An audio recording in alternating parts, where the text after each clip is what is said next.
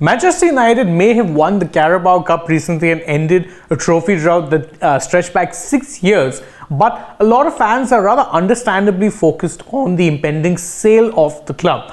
However, recent news reports have in fact brought to question whether or not that sale can actually happen. So, is this a sudden change of heart? Does this put the sale in jeopardy? And what exactly is there that can be happening in the future? That's what we're going to be discussing in this video. But before we discuss why it is that the sale is on hold and if the sale can actually take place later on after all, it's important that we talk about the processes that actually led us up until here. Now, just to quickly summarize, what had happened was that the Glazers decided, okay, we can cash out of Manchester United. We've made enough money from the club, from dividends, and so after a lot of unrest and of course even members of the family being rather keen to ensure that they can sell off the club, they put the club up for sale. And so far their imposed deadline, which was of last Friday, saw two major bidders come in. That was of course Sheikh Jassim of Qatar and of course Sir Jim Ratcliffe, who owns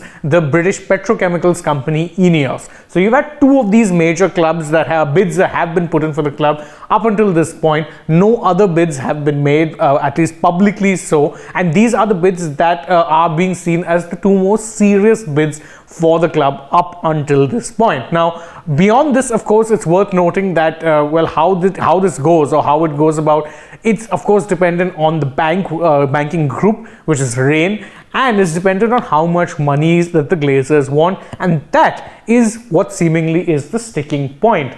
Now, the asking price that the Glazers believed that they would get for the club was anything close to £6 billion. That is a lot of money, especially if you consider the fact that when Chelsea were up for sale in the summer of 2022, they ended up getting about 2.5 billion pounds.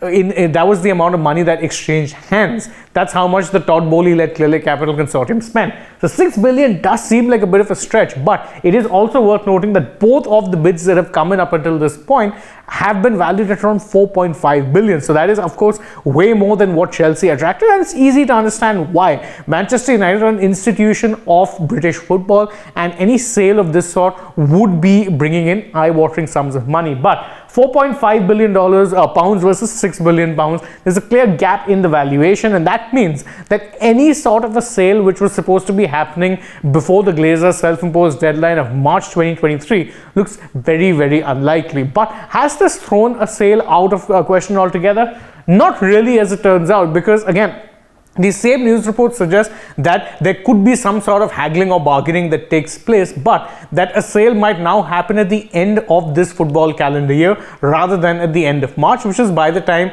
the Glazers wanted a deal sealed. Of course, if they really are that keen to do business, they will extend that deadline. After all, it's not a deadline imposed by anyone but themselves. However, it does seem like that if you're a Manchester United fan who's keen to see the Glazers out of the club, and believe you me when I say there are a lot of them, then well, you might just have to wait a little bit longer, because it's not going to be that easy to get the Glazers out of the club yet, because they're only going to go when their terms are met, or at least what they feel is a fair value is paid out for the club.